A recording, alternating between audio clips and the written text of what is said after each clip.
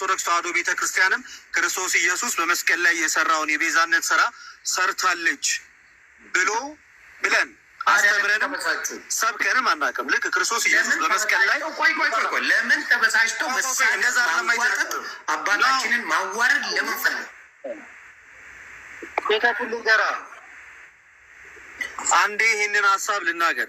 እሳቸው ልክ ቤተ ክርስቲያኒቷ የንግግራቸው ስህተት የሚጀምር ልክ ቤተ ክርስቲያኒቷ ድንግል ማርያምን ቤዛ ብላ ስትናገር ክርስቶስን ቤዛ በምንልበት መንገድ አድርገን እንደምንወስድ አድርገው የተወሰኑ ግሩፖችን ደስታና ሰላም ለመስጠት በሚመስል መንገድ ምን ብለው ተናገሩ? ምን ሲጀመር ድንግል ማርያምን እዛ ጋር ማንሳት ምን አስፈለጋቸው?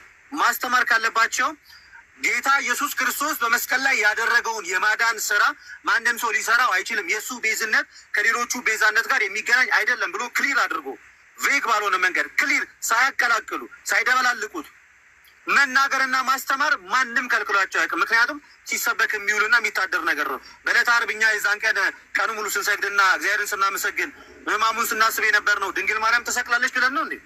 የተሰቀለው ክርስቶስ ነው ብለን ነው። ገና ከጅምሩ ኢንቴንሽኑ ምንድን ነው? ነይ ማርያም ቤዛ ነሽ አሉ ለዓለም ቤዛ ልጇን ምን አይነት እነዚህ አይነት ስብከት ውስጥ ገና ከጅምሩ መግባቱን ያመጣው ምንድን ነው? ምን አስባላቸው? እሳቸው ማን ጠየቀ? የድንግል ማርያም ቤዛነትና እኛ ድንግል ማርያምን ልክ እንደ ክርስቶስ ኮሪ ዲመር ናት ብለናል ወይ? አንድ ላይ ተሰቅላ መስቀል ላይ ወጣ ብለናል ወይ? አላለ። ለክርስቶስ ብቻውን ሲሰበክ ፔንቴ ነው የምትባለው። እያዋሸው ነው ያልተባለ ነገር ብቻውን የሚሰብክ በመጽሐፍ ቅዱስ ላይ ተመልክቶ የክርስቶስን ወንጌል አደባባይ ለብቻው የእሷን ስም ሳይጠራ በተሰበከ ጊዜ መንፈቅና ነው የሚባለው። እያዋሸው ነው። በእኛ ቤት ትምህርት በሆነ ነገር የቅድስት ድንግል ማርያምን ስም ካልጠራ መንፈቅና ነው የሚባለው ትምህርታችን አይደለም ነው። ቤተ ክርስቲያን ምን ነው ቤተ ክርስቲያን እንደዛ ቤተ ክርስቲያን ችግሯ ኢየሱስ ተሰበከ አልተሰበከ አይደለም። በኢየሱስ ሽፋን ግን የምንፍቅና ስብከት ግን መስበክ አትችልም። ለምሳሌ እሳቸው ካስተማሩት ትምህርት እና እኛ ማናምንበት ነገር እናንተ የታያችሁ ቤዛ የሚለው ብቻ ነው። ድህነት ነገ የሚባል ነገር የለም፣ ዛሬ ነው። እኛ ዋን ሴፍ ወይም ደግሞ ቅጽበታዊ የመዳንን ትምህርት አናምንም። ሲጀመር ሰው የሚድነው በቅጽበት ሆነን አለ ምናምን። ድህነት በቤተ ክርስቲያናችን ሂደታዊ ነው። እሳቸው ቅጽበት ያድርጉ። ጥያቄ አለ። ይሄ እኛ እምነት አይደለም። እሱ ጋር የምጠይቅ ለምን መሰለ ቅጽበታዊ ሊሆን እንደሚል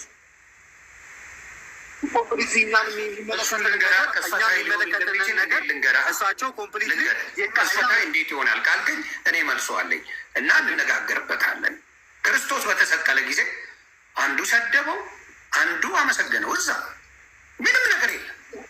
ምን አደረገ ክርስቶስ? እውነት እልሃለሁ ዛሬ ከእኔ ጋር በገነት ትኖራለህ አለው። ቅጽበታዊ ነው። ይሄን ምን ልትለኝ ነው? አንድ ጥቅስ አንብብልኝ። ማቴዎስ ወንጌል ምዕራፍ 24 ከቁጥር 13 ላይ አውጣና በራስ አንደበት አንብበው። እሺ ከዛ ለምን እንደተባለ እኔ እነግርሃለሁ። ማቴዎስ ወንጌል ምዕራፍ 24 ከቁጥር 13 ላይ አውጣና አንብበው። ምዕራፍ 24 ከቁጥር 23 በራስ አንደበት አንብበውና እሺ ቁጥር 13 እስከ መጨረሻ የሚጸና ግን እርሱ ይድናል ይላል። ጮክ ብላ እስከ መጨረሻ እስከ መቼ የሚጸና? በጣም ጥሩ። ስለዚህ ይሄ ሂደታዊ ነው ክርስቶሳዊ ነው። ከኖርክ በኋላ በክርስቶስ ስትሆን እስከ መጨረሻ ነው የምትጸናው። በሱ ማመን አለብህ። አምና የተጠመቀ ይድናል እኮ ነው የሚለው። በክርስቶስ ስም በአብ ወልድ በመንፈስ ቅዱስ ስትጠመቅ የእሱን መንገድ ልትከተል ነው አይደል እንዴ? በእሱ መንገድ ነው የምትሄደው። እኛ እኮ ስህተት ነው ያልነው በአመንክ ቅጽበት። እኛ እኮ እያልን ያለ ነው ምን መሰለህ? እኔ በርካታ የመጽሐፍ ቅዱስ ጥቅሶችን አመጣልሃለሁ። ድህነት ድኛለሁ፣ እየዳንኩኝ ነው፣ እድናለሁ ብለን ያስቀመጥነውን ይህንን ንግግራችንን የሚደግፉ አንድ አይደለም 2 3 መጽሐፍ ቅዱስ ጥቅሶችን አምጥቼ ላሳይ ይችላል። ስለዚህ እዚህ ላይ ጌታ እስከ መጨረሻው የጸና ይድናል ሲል እነዚህ ሰዎች አስቀድመው ክርስቶስን ያላገኙና ያልዳኑ ሰዎች ናቸው እንዴ? እስከ መጨረሻው ስትጸኑ ነው የምትድኑት የተባሉት ቀድሞ የእግዚአብሔር ልጅ ያላገኙ ናቸው እንዴ? ነው አይደለም። በክርስቶስ አምነ ልጅነትን አግኝተ እግዚአብሔርን በመምሰል ካላደር ያመነ የተጠመቀ ይድናል የሚልህ በክርስቶስ ሕይወቱ ለመኖር አምነ ተጠምቀ ስትኖረው የምትኖረው ኑሮ ነው። እሱን ነው እያልኩ ከዛች ጊዜ ጀምሮ ቆይ ይቺን መልስልኝ። በአብ በወልድ በመንፈስ ቅዱስ ስም ከተጠመቅክ በኋላ ሐዋርያቶቹን ሐዋርያት አድርጓቸው በአብ በወልድ በመንፈስ ቅዱስ ስም እያጠመቃቸው ሐዋርያት ከሱ ጊዜ ጀምሮ ያለ ህይወት የክርስቶስ ህይወት ነው። ከዛ በፊት የነበረው የኃጢአት ህይወት ነው እያልኩ እኮ ነው። ከዛ በፊት ለነበረው አይደለም። ድምንት ያንን አምነህ ተጠምቀህ አምነህበት አደጋ እንኳን ቢደርስብህ ድነሃል። ይሁዳን ይሁዳ እኔ ታዲያ እኮ ዮኒ አሁን እኮ አንተ የኔን ሀሳብ ነው እየደገፍክ ያለው እንዴት እንደሆነ ላስረዳ። ቴንኪዩ ቬሪ ማች ባይዘ አመሰግናለሁ። ዮኒ እያለን ያለው አምኖ የተጠመቀ ሰው ይድናል እያልክ ነው አይደል? ቴንኪዩ እና ይሄን ነው የምንፈልገው። ታዲያ ይሄ እኮ ታዲያ አምነህ ብቻ ስትድን ነው እኮ ድነት ቅስፈታዊ ነው የሚባለው። ልክ እንደ ወንድሞቻችን በአመንክ ቅስፈት ትድናለህ ከተባለ ድነቱን ቅስፈታዊ ያደረገው ይህ መጽሐፍ ቅዱሳዊ አይደለም። አምነህ ተጠምቀህ ግን መዳን ይሄ ምን አለው? ቅስፈታዊ ሳይሆን አምኖ ብቻ አይደለም ሄዳ ነው ተጠምቆም ጭምር ነው። ይሄ ክርስቲያናዊ ትምህርት ነው። ይህን መች ተቃወምኩኝ? ባመንኩኝ ቅስፈት የእግዚአብሔር ልጅ ሆኛለሁ፣ ባመንኩኝ ቅስፈት ድኛለሁ ምናምን የሚለውን ነው ስህተት ያልኩ። ልክ እሳቸው ግን ያሉት ምንድን ነው? ድህነት አሁን እዚቹ ጋር የሆነ አለ አይደለም። ልክ ክርስቶስ መጥቶ እኛን ወደ እሱ እስኪያስገባን ድረስ የእኛ ድህነት አልተጠናቀቅም። ድህነታችን ሁሉ በሁሉ የሚሆነው ሰማይና ምድር የፈጠረ ክርስቶስ ወደዚህ ዓለም መጥቶ እኛ ወደ እሱ ወዳለበት ቦታ ሲወስደን ነው። ታምናለህ አይደል? ትክክል። ፍጻሜያችን ያኔ ነው። እዚህ ጋር ነው አንደርስታንዲንግ ልዩነት። ከዛ የተነሳ ኦርቶዶክስ ወንድምናችን ያለው ልዩነት በኛው አንድ ጥቅስ ሰው ዝም ብሎ ይጠመቃል። አምነህ የእሱን ኑሮ እንድትኖረው የክርስቶስን ህይወት ልትኖረው ነው በአብ በወልድ በመንፈስ ቅዱስ ስም የምንጠመቀው። አብዛኛው ሰው ይህን አናላይዝ አያደርገው። ከዛ በኋላ የክርስቶስ ነው የሌሎች አይደለም፣ አለማዊ አይደለም። በአብ በመንፈስ ቅዱስ ስም ከተጠመቅ በኋላ የክርስቶስን መንገድ ተከታይ ነህ። የክርስቶስን እምነት ሰባኪ ነህ። የክርስቶስ ምንድነህ? ደቀ መዝሙር ነህ። ዳስ ወይ ሰፖስቱ ቢ የኛዎቹ እንደዛ አይደለም እያልኩ ነው። ይህንን አስተምሮ ስለሌለ እየተጠመቀ ሄዶ መጥቶ የፈለገውን ነገር እንትን እያለ የፈለገውን ነገር ያደርጋል። ይሄ ነው ትልቁ። እኔ አሁን እያነበብኩ ታዲያ እያነበብኩ እኔ አሁን ሁለት ነገር መለየት ይኖርብናል። ዮኒ እዚህ ጋር ትምህርቱን መቃወምና በተማርነው ትምህርት መኖር አለመቻልን መቃወም ሁለት የተለያዩ ናቸው። ቤተክርስቲያን የምታስተምረውና አማኙ ልክ ቤተክርስቲያን በምታስተምረው ልክ የማይኖር ከሆነ ድክመቱ የአማኙ ነው እንጂ የቤተክርስቲያኒቷ የትምህርት ችግር አይደለም። ቤተክርስቲያኒቷማ ክሊር ሰው አምኖ ሲጠመቅ ልጅነትን ያገኛል፣ ይድናል።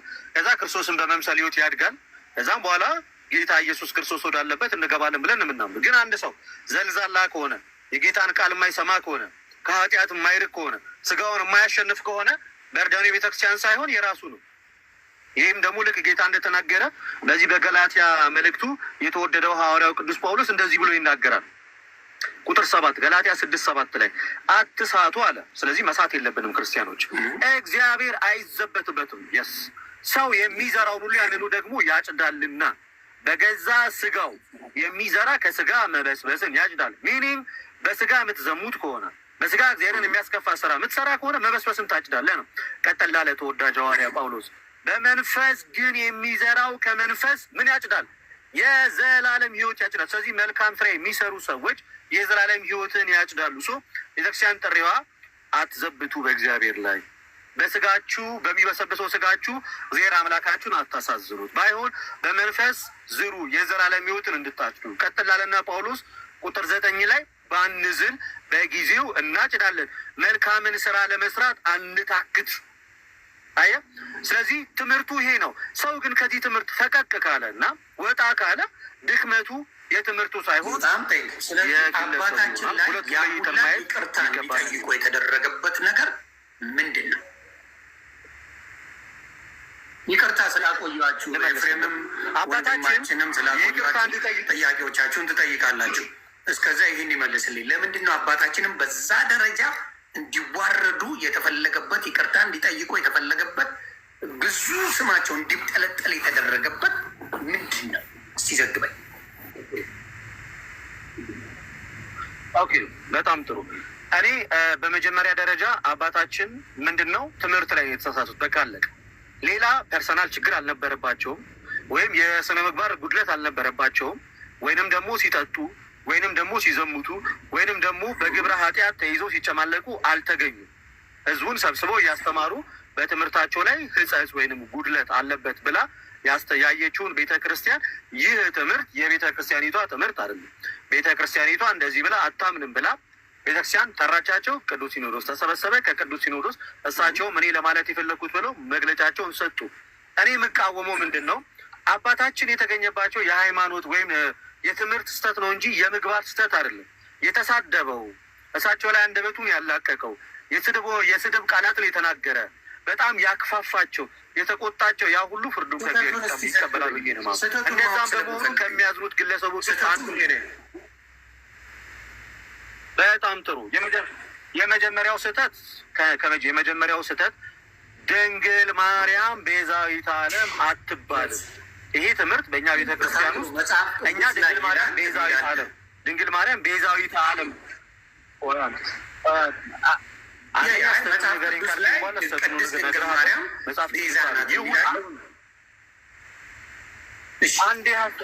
አንዴ ሀሳቤ ልናገርና ከዛ በኋላ ስህተት ይሁን አይሆን የሚለውን ነገር በመደማመጥ ቢሆን የተሻለ ይመስለኛል። ስለዚህ እሳቸውን ብሎ ተናገሩ። ክርስቶስ አስታራቂ ነው ወይ? አዎ አስታራቂ ነው። ክርስቶስ ከአብ ጋር የታረቅንበት ብቸኛ አስታራቂያችን ነው ወይ? አዎ ነው። እሱም ቤተክርስቲያን ታስተምራለች። አዎ ታስተምራለች። እርቁ የክርስቶስ ደምን የተከናወነው በቤዛነቱ። ምን አይነት ቤዛነት? ቤዛ ሲባል ምን አይነት ቤዛ ይብራራል። ምን አይነት ቤዛነት ነው የክርስቶስ? ቅድም ኤፌሶ ምዕራፍ 1 ቁጥር 7 ላይ አስቀምጬዋለሁ። በውድ ልጁ በደሙ በኩል የተደረገ ቤዛነት ነው። ስለዚህ ይሄንን ቤዛነት ድንግል ማርያም አላደረገችውም፣ ልታደርገውም አትችልም። ማንም ሰውም ይሄንን ቤዛነት አያደርገውም። እኛ ድንግል ማርያምን ቤዛ ብለን እንድንናገር የሚያደርገን ሁለት ማስረጃዎች አሉን። አንድ መጽሐፍ ቅዱሳዊ ማስረጃ አለን፣ ሌላኛው ታሪካዊ ማስረጃ አለን። ወይም ከቤተክርስቲያን አባቶች እንጠቅሳለን። የሚቀድሞ ከመጽሐፍ ቅዱስ እንደመሆኑ ከመጽሐፍ ቅዱስ እንጠቅሳለን። በዚህ በኦሪት ዘፍጥረት እንደምናውቀው ሔዋን የእባቡን ድምፅ ሰምታ ለሰው ልጆች ሁሉ ምንን አወረሰች? በአዳም በኩል ሞትን አወረሰች አይደለ? ይሄ ክሊር ነው። ድንግል ማርያም ደግሞ የመልአኩን ብስራት በመስማት ቤዛ ማለት ምትክ ነው። የመልአኩን ብስራት በመስማት ለሰው ልጆች መዳን ምክንያት ሆነች። ይህንንም ደግሞ ሉቃስ ወንጌል ምዕራፍ 1 ከቁጥር 26 እስከ መጨረሻው ድረስ ማንበብ ይቻላል። ገላትያ ምዕራፍ 4 ከቁጥር 4 በዘመን መጨረሻ እግዚአብሔር ከሴት የተወለደ ከሕግም በታች የተወለደ ልጁን ላከ ይላል። ስለዚህ የተወለደው ስጋን የነሳው ከእሷ ነው። ስለዚህ በሔዋን ምክንያት እንደወደቅ ነው፣ በድንግል ማርያም ምክንያት ደግሞ ክርስቶስ ኢየሱስ ከእሷ ስጋን እንደመንሳቱ ምንን አግኝተናል? በክርስቶስ ኢየሱስ በኩል መዳንን አግኝተናል።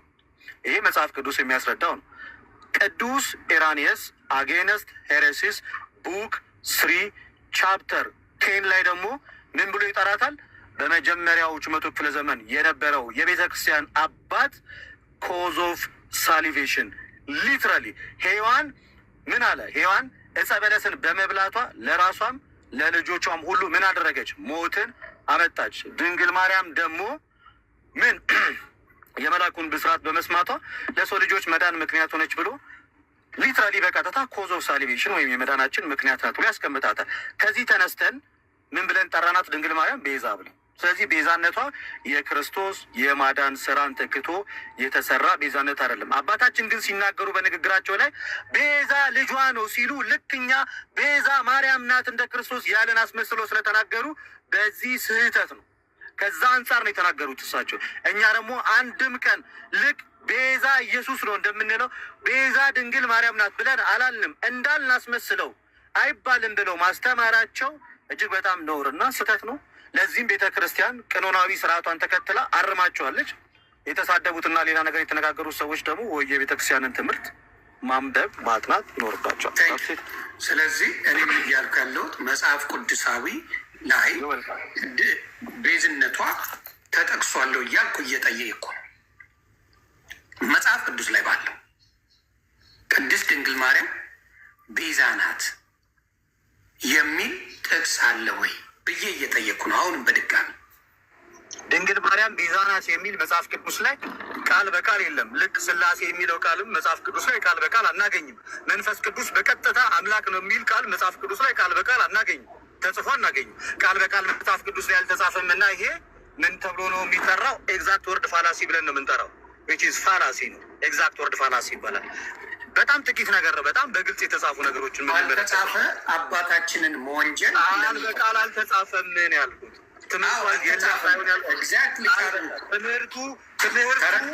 ትምህርቱ የለምና ቃል በቃል አልተጻፈም። በጣም ዲፍረንት ተረዳውና ምን ሆነ መሰለህ አባታችን እዛ ላይ አልተጻፈም የሚል የለም ብለው ቃል በቃል ነው የተናገሩት። የተጻፈ እሳቸው እንደዛ አይደለም ያሉት እሳቸው አላሉም። እንደዛ ሶሪ ይቅርታ። እሳቸው ያሉት ልጇ ነው ቤዛ እና ብለው ስለ ልጇ ቤዛነት ዕብራውያን ምዕራፍ 9 ቁጥር 12 ጠቀሱ። አንድ ጊዜ ቤዛነትን አግኝቶ በገዛ ደግሞ ገባ የሚለውን ማለት ነው። ያ የክርስቶስ ኦፍኮርስ ተጽፏል በግልጽ ያ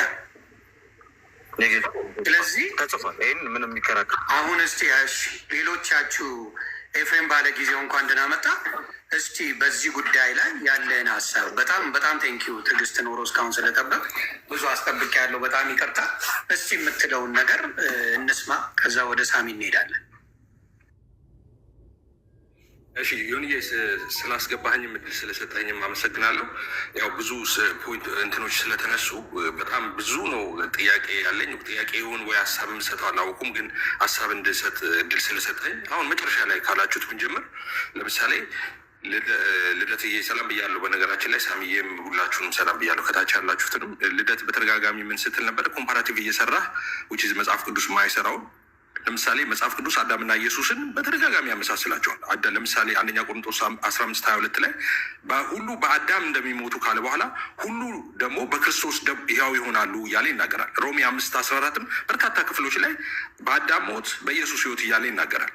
አንድ ክፍል ከዘፍጥረት እስከ ራዕይ ድረስ ማርያምና ሔዋንን ኮምፓራቲቭ አስገብቶ ያመጣበትን አንድ ጥቅስ አምጣ ከመጽሐፍ ቅዱስ ውስጥ ጀስት ዋን ካለ እኔ ይቅርታ ጠይቃለሁ እና ያንተን ትምህርት እቀበላለሁ። አንድ አዳም ብሎ ማርያም ብሎ ኮምፓራቲቭ ያመጣበትን። ኦኬ በመጀመሪያ ደረጃ ዮኒ አንተን ጥያቄ መልሻለሁ ወይስ አልመለስኩም? እኔ ተግባብተናል የምልህ እኔም የጠየቅኩት አለ በሚለው ነው እኔ የሰጠሁት። ዊ ካን አግሪ ቱ ዲስአግሪ ማለት ባለመስማማት ተስማምተን ባለመስማማት ከተስማማን እኔ የገባሁት በመጀመሪያ ደረጃ የአንተን መልስ ለመስጠት ስለሆነ እስክንግባባ ድረስ ሌትስ ኮንቲኒው። ኦኬ ለምን መሰለህ ያልኩ ቃል በቃል የለም ካልከኝ አባታችን የተናገሩት መጽሐፍ ቅዱስ ላይ እንደዚህ ሚል የለም ብለው ነው አባታችንም የተናገሩት እያልኩ ነው። እንደዚህ ሚል የለም ያሉበት ቪዲዮ አለ እጅ ላይ ልታሳየኝ ትችላለህ? ቆይ አንዴ ከዚህኛው መውጣት አለብኝ። እዚህ ላይ ነው ያለው የኔ ስልክ ላይ ወደዚህ አላስተላለፍኩት። ሌላ ሰው ከፈለግ ቪዲዮ አለኝ የሚል ሰው ካለ አስገባ። በቴክስት ቪዲዮ ላኩልኝ ወይ ቪዲዮ አለኝ የሚለው ቪዲዮ አለኝ የምትሉ ግቡልኝ። ማላቃችሁን አልፈልግም። ማቃችሁ ሰዎች አምጡልኝ። በዚህ አጋጣሚ ምናልባት የአንተ ቤት ብዙ ጊዜ ኮመን ለሁለቱም ሰዎች ውይይት ካለ እድል መስጠት የሚችል ቤት ነው እና አንድ ነገር ላስነግርህ። እሺ ወንጌላዊ ኤርሚያስ ፈቃደኛ የሚሆን ከሆነ በመዳን ዙሪያ ከእሱ ጋር መወያየት ስለምፈልግ መጽሐፍ ቅዱስን መሰረት አድርገን አንተ ቤት መጥቶ የሚወያይ ከሆነ ልትጋብዝልኝ ትችላለህ? አብሶሉት ፕሊዝ። በመዳን ዙሪያ ብንወያይ ደስ ይለኛል። ያ ራሱን መስቀል በድህነት ትምህርት ዙሪያ በመሰረተ ክርስቶስ ዙሪያ አይ ቲንክ የኦርቶዶክስን በጣም የሚቀበል ሰው ነው። እኔ ሲቃወም አላየውም። እሱ አልስማማ ካለ ደግሞ በቅርቡ ድኝ ያለው ሁሉም ነገር ልክ ነው ብሎ ወደ ፕሮቴስታንት የገባ ወንድማችን እንዳልካል አይደለ? ያ የዳንክበት ትክክል ናቸው። ምን አሁን ልል የፈለኩት እንደ ሀሳብ ኤርሚያስ በዛ ተቃውሞ የለውም። እንደ መሰረተ ክርስቶስ እንደ ኦርቶዶክስ የሚያስተምር የለም እያለ ነው የሚናገረው። በሱ በመዳን ዙሪያ ላይ እሱ መዳን በእምነት ብቻ ነው ብሎ ነው የሚያምነው።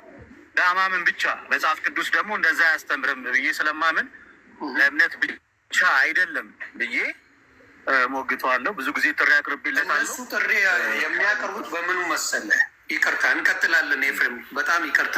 እነሱ የሚጠይቁ ብዙ ጊዜ የሚለምኑኝ ምን ብለው መሰለ ፕሮቴስታንቶች አልዋሸን በገድላት ዙሪያ ያሉ ብዙ ጊዜ አስጨንቁኛል።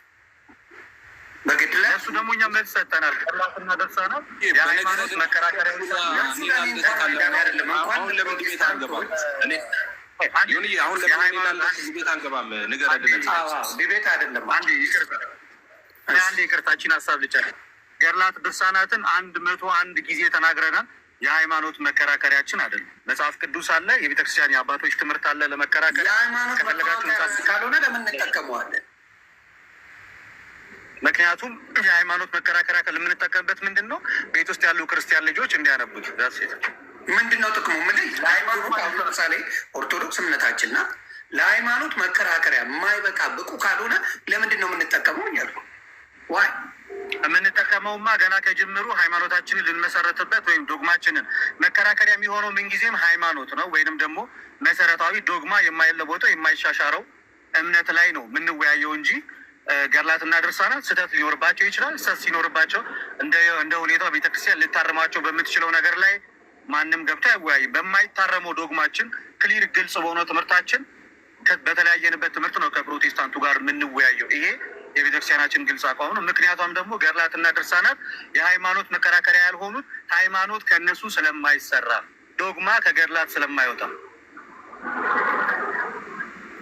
ኮንፊውዝ ማብራዘር ቢ ይሄ ለአንተ አዲስ ዜና ሊሆን ስለሚችል ምክንያቱም ብዙ ጊዜ ስንል ነበረ አንድ ነገር ክሊል አድርግል። የማይሳሳተው መጽሐፍ ቅዱስ ነው አይደለ? ይሆን ትክክል። ገድላት ድርሳናት ደግሞ ስህተት ሊገኝባቸው ይችላል።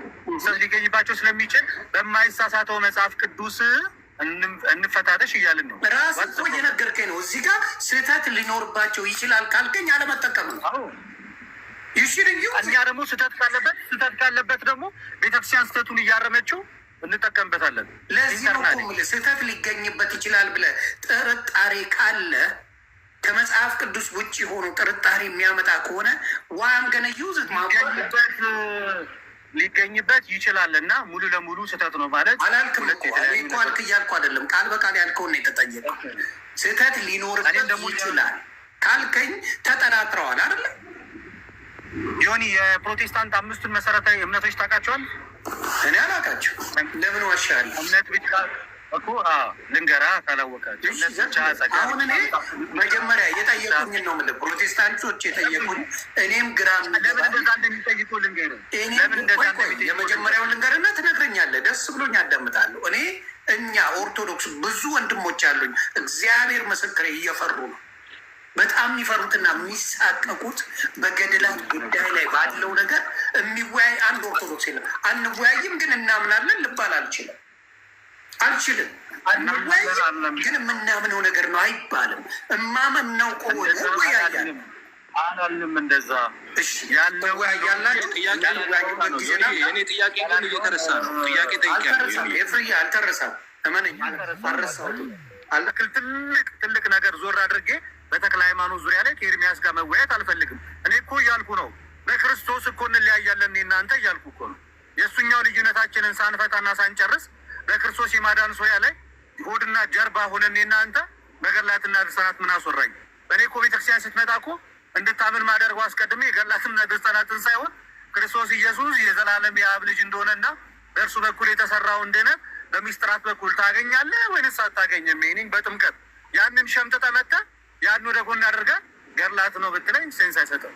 ስለዚህ ና እስከ እኔ አንድ ነገር ልመስክርልህ። ኤርሚ ማነህ ዮኒ ኤርሚያስ በመዳን ዙሪያ ላይ ከኔ ጋር ከተወያየ በኋላ እኔ በገድላት እወያየዋለሁ ከፈለግሽ። ይሄ ተመልሷል። መጀመሪያ በመዳን ይወያይ። መጽሐፍ ቅዱስን መሰረት አድርጎ ከኔ ጋር በመዳን ዙሪያ ይወያይ። ከእሱ ጋር ከጨረስን በኋላ እኔ በገር ልወያየዋል። ዲስማች ነው ከእሱ ጋር የመወያየት ፍላጎት ያለ በጣም ያዘ። የቤት ስራ ሰጥቻለሁ። ስራ ከዛ በኋላ ንገረኝ። ፎሎ አድርጌሃለሁ። ፎሎ አድርገኛለሁ ከአንዳንድ በጣም ጥሩ። ይሄ አሁን የተቀደሰ ሀሳብ መልሰን ሌላ ውስጥ ከዳከልን ኤፍሬም ጎሄ የቅድም ጥያቄ አለ እቤት ስገባ መልሳለሁ ብሏል። እስከዛ ግን አንተ በዚህ ላይ የምትሰጠው አስተያየት ምንድን ነው? በቪዲዮ ባየው ላይም በሱ ላይ ነው ብዙ ጭቅጭቅ የተነሳው። አባታችን ሲሰደቡ ሲንጓጠጡ፣ የተለየ ስም ሲሰጣቸው የነበረው በዚህ ጉዳይ ላይ። ስለዚህ አንተ ባየኸው ነገር ላይ ምንድን ነው ውስጥ የምትለው ነገር? ኤርፊ ከመቀጠሉ በፊት ሰላም ለሁላችሁም ይሁን። ታሚሻዬ እንዴት ነብራት? እንዴት ነው አባ? ሰላም ነው? ሁሉ ሰላም ነው? ሜሎስ አለ። ሜሎስን ብታስገባ ሌሎቹ መግባት አለባቸው። ሌሎቹ የኦርቶዶክስ ወንድሞቼንም ማስገባት አለብኝ። ከሌሎች ጋር የሚያግዙት ይግባ የምትሉ የኦርቶዶክስ ወንድምና እህቶቼ ሜሎስ አይቼዋለሁ፣ ዳጊንም አይቻለሁ፣ ዳጊ ጥላውን፣ ሌሎቻችሁንም አይቻለሁ። ግን ልደት ወንድማችንን 5-6 ፕሮቴስታንት ወንድምና እህት አስገብቼ ነጥብ አላስትለው። ስለዚህ ሌላ የኦርቶዶክስ ወንድሞቼ ካላችሁ ገብተን ላዩ ደስ ይለኛል። ገብተዋል። ለዛ ሳምሻዬ ሚዛ ላይ መሆን አለ። ቤቴ ነው፣ ኦርቶዶክስ ቤቴ ነው። ስለዚህ በሚገባ የኦርቶዶክስ ወንድምና እህቶቼ ካላችሁ የምትታወቁ ጎበዞች የምታነቡ ባስገባችሁ ደስታዬን አልችለው። ስለዚህ የኦርቶዶክስ ካላችሁ አኬ ካለ ማስገባዋለሁ አለው ይበለኝ፣ ካለ ገብቷል በሉኝ፣ አስገባዋለሁ። ደስ ይለኛል። እንወያይ። ታፕታፕ እያደረጋችሁ ቤተሰብ መወያየቱ እንደዚህ በፍቅር መነጋገሩ ዳር ለዳር ሆነን የሆነ ከምንባባል መወያየቱን የመሰለ ትልቅ ነገር የለም። ስለዚህ ኤፋ እስከዛ የምትለውን ሀሳብ ልስማ። ጎሄድ። እሺ፣ አመሰግናለሁ ዮንያ። በድጋሚ ያው ጥያቄ አሁንም እንዳይረሳ ዋንስ አጌን ሀሳብ ከመስጠት በፊት ያነሳው ጥያቄ ምንድን ነው? መጽሐፍ ቅዱስ በግልጽ በጣም በርካታ ስፍራዎች ላይ አዳምና ኢየሱስን እያገናኘ ንጽጽር ያመጣቸዋል። አንድ የጠቀስኩት ጥቅስ 2 ጥቅሶችን ሮሜ 5 እና 1 ቆሮንቶስ 15 ላይ ጠቅሻለሁ። 1 ቆሮንቶስ ምዕራፍ 15 ቁጥር 22 ላይ ሁሉ በአዳም እንደሚሞቱ እንዲሁ ሁሉ ደግሞ በክርስቶስ ደግሞ ሕያዋን ይሆናሉ ያለ ሞት በአዳም ሕይወት ደግሞ በኢየሱስ እንደሆነ የተለያዩ ክፍሎች ላይ ይነግረናል። ነገር ግን በመጽሐፍ ቅዱስ ከዘፍጥረት እስከ ራዕይ ድረስ ኦብቪየስ ማርያም በዘፍጥረት ከዘፍጥረት እስከ ራዕይ ስል ያው ጠቅላላ እንትኑን የለም ለማለት ነው እንጂ በአዲስ ኪዳን ነው ስለ ማርያም እንትን ያለው ታውቃላችሁ። አንድም ስፍራ ላይ በመጽሐፍ ቅዱስ ውስጥ ማርያምና ሔዋንን ኮምፔር አድርጎ መጽሐፍ ቅዱስ አላመጣም። ሞት በሔዋን ነው ከዛ ብሎ ልክ ኢየሱስን እንዳለው ደግሞ ሕይወት በማርያም ወይም ደግሞ ሔዋን ባለመታዘዟ ማርያም ደግሞ በመታዘዟ እያለ አንድም ቦታ ላይ ሁለቱን አላመጣም መጽሐፍ ቅዱስ።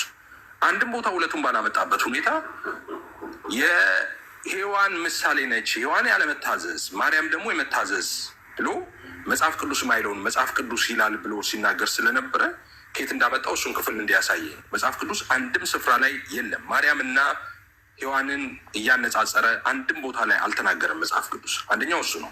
ሌላኛው አባታችን የተናገሩት ላይ ቤዛ ኢየሱስ የዓለም ቤዛ ነው የሚባለው ኢየሱስ ብቻ ነው የተባለው በጣም ትክክለኛ። በነገራችን ላይ ከዚህ እውነት ውጭ የሆነ ሰው ከክርስትናው ዓለም ነው የሚወጣው። ቤዛ ማለት ምትክ ነው ብለዋል። ለዓለም ምትክ ማለት ነው እንዴ?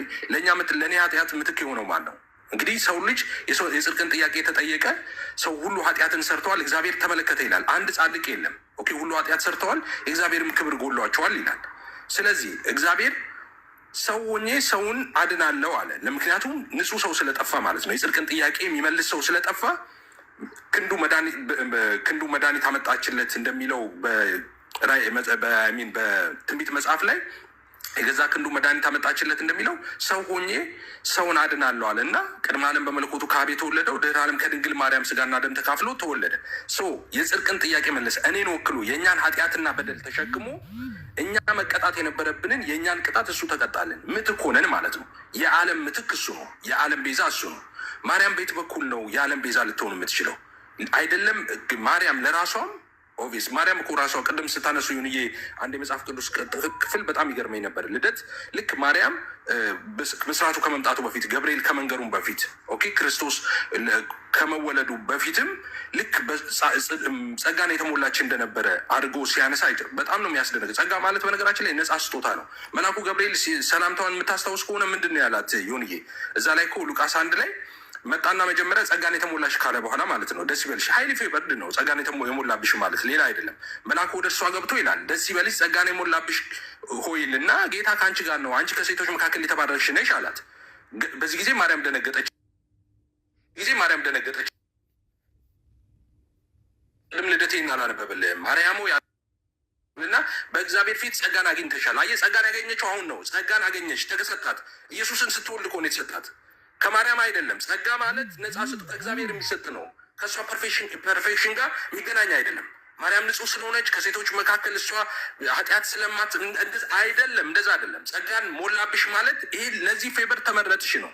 ጸጋን ቀጥሎ እኮ አልገባትም። እሷ ደንግጣ ምንድን ነው ብላ ማብራሪያ ጠየቀች። እንዴት ያለ ሰላምታ ነው ስትለው ማርያም ሆይ በእግዚአብሔር ፊት ጸጋ አገኘሽ አላት። ጸጋ አገኘሽ ማለት ጸጋ ሰጠሽ እግዚአብሔር ነው። ለመውለድ እግዚአብሔር እሷን ለመውለድ ስትታሰብ ነው እግዚአብሔር ጸጋ የሰጣት እንጂ በራሷ ችሎታ፣ በራሷ አቅም፣ በራሷ አይደለም። እንደዛ አይደለም መጽሐፍ ቅዱስ የሚለው ማለት ነው። ጸጋ ነጻ ስጦታ ስለሆነ ማለት ነው። የዓለም ቤዛ ማርያም የዓለም ቤዛ ነች የሚለውን ከምን ጋር ታገናኙታል ስን አይ በሔዋን ለመታዘዟ ምክንያት ማርያም ደግሞ በመታዘዟ ምክንያት ተባለ።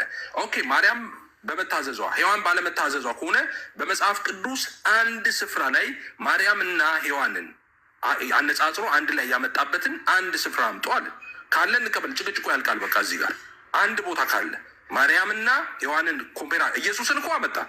በርካታ ስፍራዎች አሁን ሆኒ ረጅም ሰዓት ማውራት ይችላለሁ። ኢየሱስና አዳምን ኮምፔር እያደረገ ያመጣባቸው ማለት ነው። ለአብነት የጠቀስኩልህ የአንደኛ ቆሮንቶሱ ለዛ ነው። በአዳም ሞት መጣ፣ በኢየሱስ ህይወት በአዳም መተላለፍ ምሳሌ ኃጢአት ባልሰሩ እንኳን ከአዳም ጀምሮ እስከ ሙሴ ድረስ ሞት ነገሰ። አዳም ላይ መጣ ላለው ምሳሌ ነው እያለ ደግሞ ስለ ኢየሱስ ደግሞ ሲናገር ህይወትን ደግሞ እያለ ይናገራል። አዳምና ኢየሱስን ኦፍኮርስ እያነጻ አዳም የመጀመሪያ ፍጥረት ስለሆነ ታውቃለህ፣ ሰውን ወካይ ነው። ሔዋንና ማርያምን ግን አንድም ቦታ አነጻጽሮ አያውቅም። አነጻጽሯቸው በማያውቅ ሁኔታ መጽሐፍ ቅዱስ የሌለ ትምህርት አምጥቶ አይ ምትክ ስለሆነች ነው የሔዋን ምትክ ነው ስለሆነች ነው በመታዘዟ ምክንያት ብሎ እንዴት እንደዚህ አይነት ትምህርት ይሰራል? ይሁን በቃ እዚህ ጋር ላቁም ነው። መልካም፣ ይሄ ጥሩ ነው። ለዚህ መልስ አለኝ የምትሉ የኦርቶዶክስ ወንድሞቼ መልሱን ብትሰጡ ምክንያቱም በሔዋን የተጠቃች ግልጽ አድርጎ ነው የተነገረው። በሔዋን ቅድስት ድንግል ማርያም የተጠቃች ናት ብለው ብዙ ወንድሞቼ በኦርቶዶክስ ሲናገሩ ሰምቻለሁ። ሁላችንም ሰምተናል። እዚህ ላይ ተተኪ አድርጎ በእሷ መጣ የሚል ኮምፔር ያደረገበት አንድ ቦታ ካለ አስረዱን እያሉ ነው ወንጌላዊ ወይም ፕሮቴስታንት ወንድሞቻችን። ስለዚህ እሱ አለን የምትሉ የኦርቶዶክስ ወንድሞች ካላችሁ ማስረጃውን ይዛችሁ አስረዷቸው። ኤርሚ ተናገሩነቱ አለ ገስት ላይ ታስገባዋለህ። ያ ይቻላል። ቦታው ሞልቶ ሊፈስ ነው። ማንን ላውርድ? እኔን አስወርደኝና ኤርሚን አስገባው። በቃ እኔ ወርዳለሁ። ኤርሚ ግባ፣ እኔ ወርዳለሁ። እሺ ዳጊ ኤርሚን አስገባው። የት አለ? ላክልኝ። ሞዴሬተሮች ጎትቱልኝ ካለ ሞዴሬተርስ። እስከዛ በዛ ላይ መልስ ካላችሁ ወንድሞቼ ኦርቶዶክስ እንኳን ደህና መጣ ያሬዶ። ቪዲዮም ሰርቼልህ ነበር ስለ ጋብቻ። ደስ የሚል የቅድስና ነው። ተደስቼበታለሁ። እግዚአብሔር የአብርሃምና የሳራ ያርግላችሁ። እንኳን አደረሰ። ስለ አባታችን በተናገሩት ንግግር ላይ ነው ይሄ ሁላ ነገር የመጣ። የእኛ ቤቶች ሰድበዋቸዋል፣ ዘልፏቸዋል፣ አዋርደዋቸዋል። የእኛዎቹ ይቅርታ እንዲጠይቁ አባታችንን አድርገዋል። በዚህ ሰዓት ላይ ግን ኦልሞስት ሙሉ ፕሮቴስታንት ማለት ትችላለህ እኛ አባት የተናገሩት ትክክል ነው ብለው ነው እዚህ የሚመጡት። ገብቷል። የእኛ ደግሞ ትክክል ያልሆነውን ሜሎስ ወንድማችን አስረድቷል፣ እያስረዳም ነበር። ስለዚህ ይህንን የምነግርህ ምንድን ነው፣ በአሁን ባለው በሌላው ጊዜ እየወሰድን ያንን ያስረዱልናል። በእኛ አባት ግን ውርጅብኝ የወረደባቸው እኔ የምጋራው ኦርቶዶክስ የአባታችንን ሀሳብ ነው እያልኩ በዚህ ላይ አስተያየት ሰጠን መነጋገር የምንችል ከሆነ እሱን ነው። በሌሎቹ ከሆነ በሌላ ጊዜ ፕሮግራም ይዘን እንነጋገራለን። እሱን ነው እያልካለ ስለ ሌሎቹ ላወራ አይደለም። አዎ በሌላ ልዩነትና እነሱም ኦርቶዶክስ ይሆናሉ ወይም እኛ ፔንቴ እንሆናል። ልዩነትም አለ። አሁንም አላገኘውም ቦይቴ ሁለት ደቂቃ ስለምወርድም እና ከፕሮቴስታንት ጋር አይደለም። እንደው እነሱ ማርያም ቤዛ ነች ቢሉም እኛ እንቀበል። ፈርስት ኦፍ ኦል ቀድሞውኑ በኢየሱስ ክርስቶስ እንለያያለን። ስለዚህ እነሱ እነሱ የወደዱትን የእኛ የመጥላት ነው። የእነሱን አንቀበልም እያልኩ ነው። የእነሱን ትምህርት አንቀበልም ቀድሞ ነው እያልኩ ነው። ለምሳሌ የእነሱን መዝሙር ጥሩ ነገር ካለው ለምንድን ነው የማንቀበለው? ምንድን ነው ኢየሱስ ክርስቶስ መጽሐፍ ሲናገር በሁለተኛ ዮሐንስ መልእክት ቁጥር 9 ላይ በክርስቶስ ትምህርት ለማይኖር ሰው አምላክ የለውም ይላል። መሰረታዊ በሆነው የክርስቶስ ትምህርት እየተለያየን ክርስቶስን አልተማሩትም እያልከኝ? አልተማሩትም እያልኩ ነው። አልተማሩትም። ስለዚህ መሰረታዊ በሆነ የክርስትና ወይም የክርስቶስ ትምህርት ደፍኒትሊ በምንድማስንታለ ከይቅርታ ጋር አብሶሉት ጥላቻ ንግግር ነው። ሀሳቤን አንዴ ብታስጨርሰኝ በጣም ነው የምትለውን አንዳንዴ ማላምንበት ነገሮች ሲወሩ ቅድም እየሰማው ስለነበረ ሰው ስለሚያምን ሳይሆን የኔን ሀሳብ ልግለጽ። ግን አትደምድማ ብራዘር፣ ልዩነት አለን። ትልስ ይለኛል በክርስቶስ ነው የምንለያየው። ይህን አሁን ብዙ ሰው ስለማያውቅ ሰው የሚመስለው የማርያም አማላጅነት የቅዱሳን አማላጅ አይደለም። ክርስቶስ የሚለውን ነገር የምንቀበለው ራሱ በትምህርት በኩል ነው። ቤተክርስቲያን የምታስተምረን ክርስቶስን ለምሳሌ 5ቱን አዕማደ ምስጢራትን ሲያውቅ ነው አንድ ሰው፣ ወይም እሱን ተሰብኮ ነው የሚጠመቀው። ስለዚህ ያ ክርስቶስን ብታስተምረንማ እኚህን አባት ሙልጭ እየደረጉ አይሰደቡም ነበር። ስለ ግለሰቦች ዲኖሚኔሽን ሳወራ የግለሰቦችን ሀሳብ ይመጣሉ። ይቅርታና ባላንስ ያደረገ ውይይት ብታደርግ ደርስ ይለናል። አለስ በእንደዚህ እኛን ጫና ውስጥ እየከተትክ ጫና ነው የሚናገረውን አትሰማም እንዴ ወንድማችን? እኛን ስታዳምጥ የነበረበትና ኤፍሬም ስታዳምጥበት የነበረበት መንገድ በራሱ ልክ አይደለም። ኢፍ ዩ አር ፌር የሁለታችንም ኢንተራፕት አታርገን መሀል ላይ አትግባ። አልታመነ ሁለተኛ ደግሞ ቤተክርስቲያን ኢየሱስን አትሰብክም እያልክ እንድትናገር ፐርሰናሊ አልፈቅድልህም። ምክንያቱም መች ነበርክ ቤተክርስቲያን ውስጥ አንተ ራሱ? እንዴት ማለት አሁን አየህ፣ አንተ የፈለግከው አሁን ምንድን ነው? ተበሻሻስታ እንደዚህ የሆነ ተብሎ አይደለም።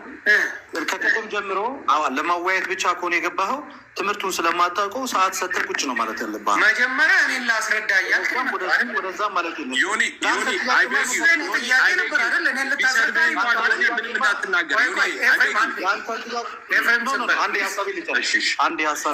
እኔን ልታስረዳኝ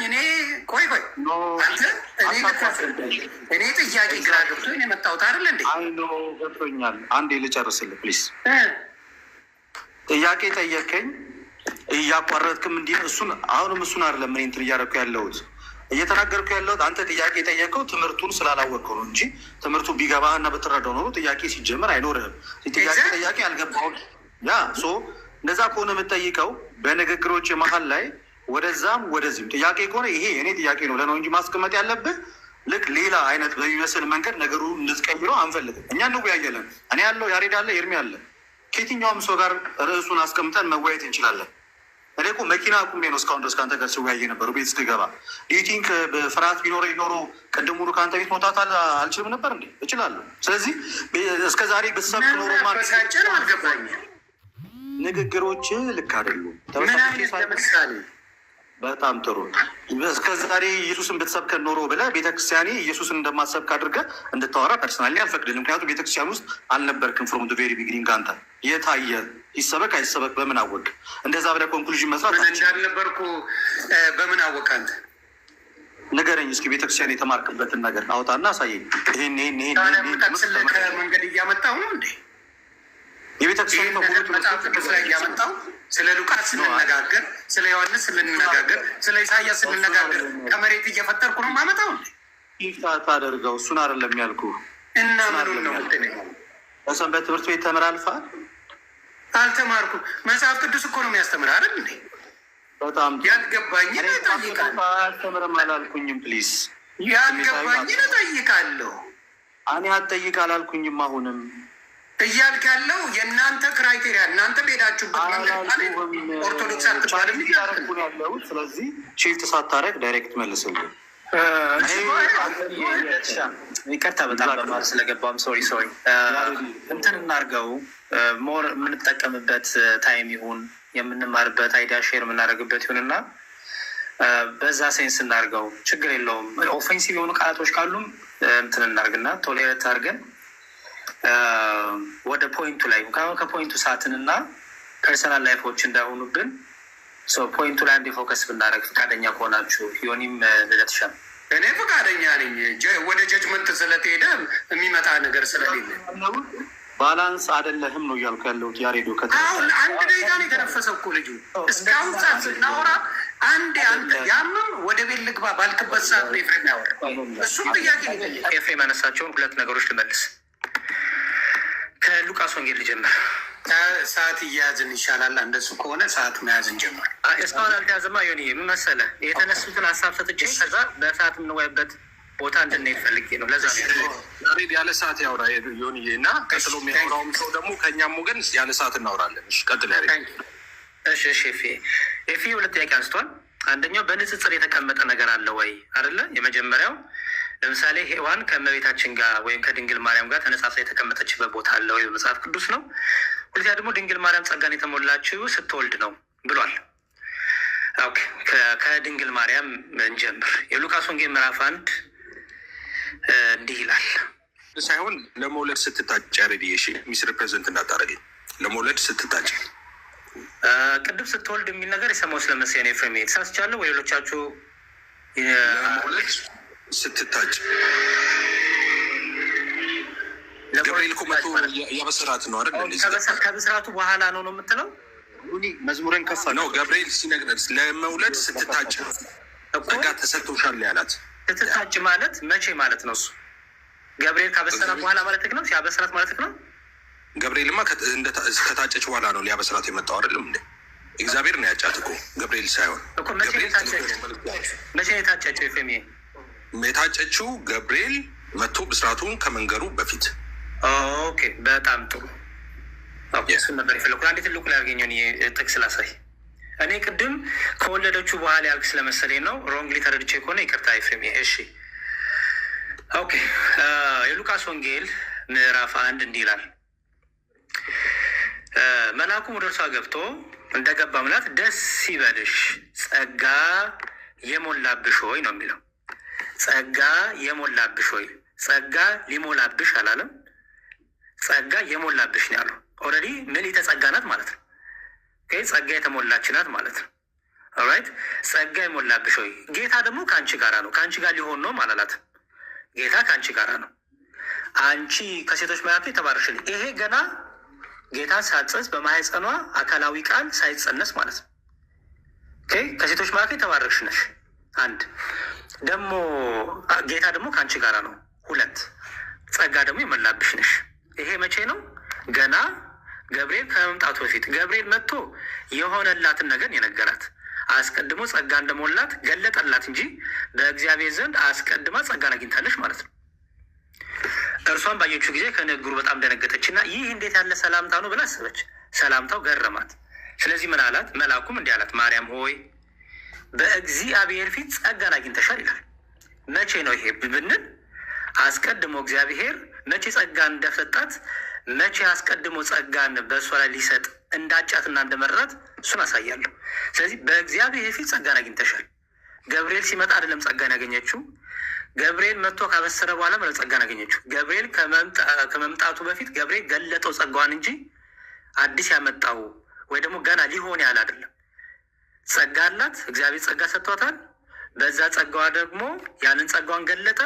የአምላክ እናት ደግሞ እንደምትሆን ደግሞ ገለጠላት ማለት ነው። ኦኬ አሁን ቅድም ኤፍሬምን የተረዳሁት እኔ የሰማሁት የመሰለኝ ጌታ መጥቶ ሲነግራት ነው ጸጋን የሞላባት ወይ ደግሞ ጌታ ከወለደች በኋላ ያለ ስለመሰለኝ ነው። አይ አይደለም፣ አስቀድማ ነው ጸጋ የተሞላችሁ ከተባለ ፐርፌክት እስማማለሁ። ኦኬ ይህንም በዚህ ሊቀጥል። ኮምፓራቲቭ ነገር አለ ወይ በመጽሐፍ ቅዱስ? ባይዘወ ዮኒ ብዙ ኮምፓራቲቮች አሉ። ኦኬ ንጽጽሮች አሉ። በጣም የሚገቡ ንጽጽሮች አሉ። ግን ምን ብለን የምንፈታቸው? እንዴት ብለን የምንፈታቸው? የምንተረጉማቸው። ለምሳሌ ቅዱስ ጳውሎስ በዚህ በገላትያ መልእክቱ እንዲህ ብሎ ንጽጽር ያደርጋል። ገላትያ 4:14 ላይ ገላትያ 4:14 በስጋዊ ፈተና የሆኑባችሁን ነገር አልናቃችሁትምና አልተጸየፋችሁትም ይላል። ነገር ግን እንደ እግዚአብሔር መልአክ አዎን እንደ ክርስቶስ ኢየሱስ ተቀበላችሁኝ ይላል። አስተውሉ። ክርስቲያኖች እዚህ ያላችሁ ከማን ጋር ነው ራሱ እያነጻጸር ያለው? ነገር ግን እንደ ይላል አሁን እንደ እግዚአብሔር መልአክ አዎን እንደ ክርስቶስ ኢየሱስ ተቀበላችሁኝ ይላል። ኦኬ። ስለዚህ ከክርስቶስ እኩል ነው እያልን ነው።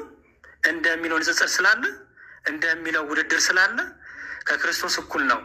ከእግዚአብሔር መልአክ ይኸው እንደ እግዚአብሔር መልአክ አዎን እንደ ክርስቶስ ኢየሱስ ተቀበላችሁኝ ይላል። እንደ ነው የሚለው። ስለዚህ ክርስቶስን አምላክ ነው ጌታ ነው ብሎ ያመኑ ሰዎች እንደተቀበሉ ጳውሎስንም ጌታ ነው አምላክ ነው እያሉ እየተቀበሉ ነው አይደለም። ኮምፓራቲቭ አለ ማለት ነው። እንደሚለው እንዴት ተብሎ ይፈታል ማለት ነው። አውዳዊ ፍቺ ያለው ኮንቴክስቹዋሊ ፍቺ ይፈታል። ጳውሎስ ሲናገር እኔ ክርስቶስ እንደመሰልኩ እናንተን የምሰሉ አለ። ኦኬ። ስለዚህ የቅዱስ ጳውሎስ ክርስቶስን መሰለው ስንል በመለኮት መሰለው እያልን ተካከለ እያልን ነው አይደለም። ይፈታል ማለት ነው። ኦኬ። የሔዋን ክፍል አለ ወይ የሚል ነገር ለተነሳው እሱ ልናገር እና ኦሪት ዘፍጥረት ላይ ኦሪት ዘፍጥረት ምዕራፍ 3 ኦሪት ዘፍጥረት ምዕራፍ 3 ከቁጥር 22 ላይ እንዲህ የሚል ቃል አለ። እግዚአብሔር አምላክም አለ ይልና እግዚአብሔር አምላክም አለ እነሆ አዳም መልካሙና ክፉን ለማወቅ ከእኛ እንዳንዱ ሆነ ይላል። እሺ፣ አራተኛ ስላሴ የስላሴ አካል ሆነ ማለት ነው። አዳም ተናጋሪው እግዚአብሔር ነው። እነሆ አዳም መልካሙና ክፉን ለማወቅ ከእኛ እንደ አንዱ ሆነ ሲል አራተኛ የስላሴ አካል ሆነ ማለት ነው አይደለም። ኮምፓራቲቭ አለ፣ እንፈተዋለን። ይሄ ለስጋው የተነገረ እንደሆነ ብለን እንፈተዋለን። ኦኬ።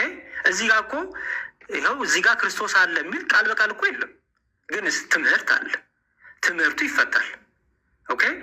በየትኛውም በአዲስ ኪዳን መጽሐፍ ላይ ከእኛ እንዳንዱ ሆነ የተባለው ለክርስቶስ ነው ተብሎ አልተፈታም። ግንስ በትምህርት እንፈተዋለን፣ በስጋዊ እንፈተዋለን።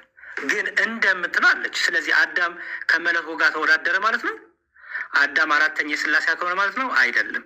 ይህንኑ ኮንሰፕት ይዘን የመጨረሻ ጥቅስ የሚሆነው ኦሪት ዘጸአት ላይ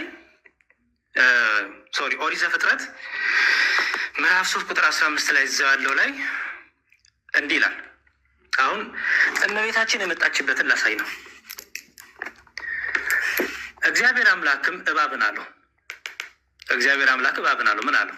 ይህን ስላደረግ ከእንስሳት ከምድር አራዊት ሁሉ ተለይተህ አንተ የተረገምክ ትሆናለህ፣ በሆድም ትሄዳለህ፣ አፈርንም በሕይወት ዘመን ሁሉ ትበላለህ። ኦኬ። በአንተና በሴቲቱ መካከል በዘርህና በዘሯ መካከል ጠላትነትን አደርጋለሁ። እቺ ሴት ማናት? በአንተና በሴቲቱ መካከል በዘርህና በዘሯ መካከል ጠላትነትን አደርጋለሁ። እርሱ ራሱን ይቀጠቅጣል፣ አንተም ሰኮናውን ትቀጠቅጣለህ ይላል። ራእይ ላይ ይህችን ሴት ያመጣል። ይህች ሴት ግን ማናት?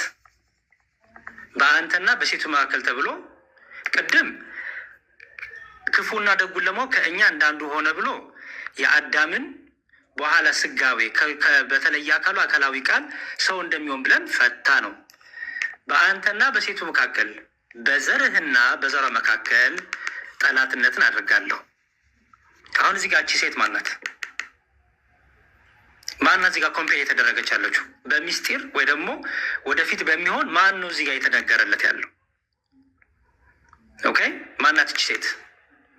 ስለዚህ ምን እናለን እኛ በአስተምህሮ ልክ ቅድም እንዳልነው መጽሐፍ ቅዱሱን አንብበን ለምሳሌ አዳም እንደኛ ሆነ ከእኛ እንዳንዱ ሆነ ሲል አራተኛ ስላሴ ሆነ እንደማንለው ሔዋን የእባብን ቃል ወይም የሰይጣንን ቃል ተቀብላ መልአክ ነው፣ የወደቀ መልአክ ነው ሰይጣንና የሰይጣኑን ቃል ተቀብላ ምን አመጣች?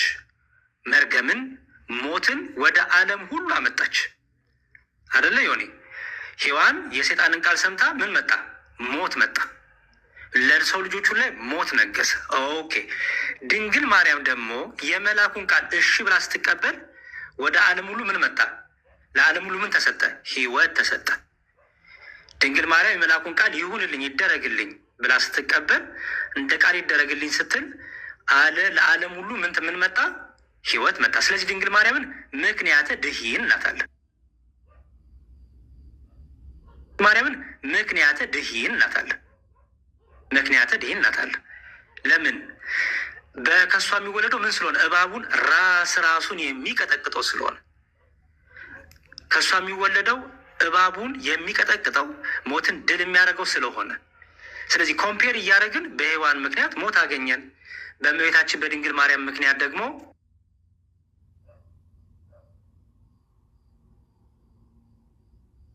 አንድ ጥቅስ ብቻ ላንሳና ራፓፕ አደርጋለሁ። ኢየሱስ የዓለም ቤዛ እንደሆነ በጣም በርካታ ጥቅሶች ናቸው ያሉት። አክቹዋሊ ግን አንድ ጥቅስ ላውጣና ላሳያችሁ። እንደዚህ ይላል ሮሜ 3 ሁላችሁም ታውቁታላችሁ።